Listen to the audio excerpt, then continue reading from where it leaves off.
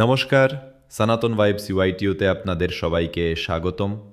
আজকের এই ভিডিওতে আমরা দুর্গাপূজার দশমীর বিসর্জনে মায়ের কাছে ক্ষমা চাওয়ার মন্ত্র সম্পর্কে জানব।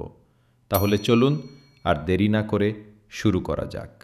মায়ের কাছে ক্ষমা চাওয়ার মন্ত্র।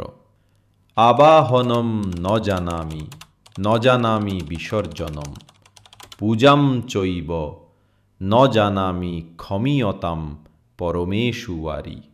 এই মন্ত্রটির অর্থ, আমি তোমাকে আবাহন বা আহ্বান করতে জানি না এবং বিসর্জন করতেও জানি না।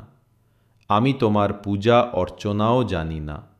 হে পরমেশ্বরী, আমাকে ক্ষমা করো।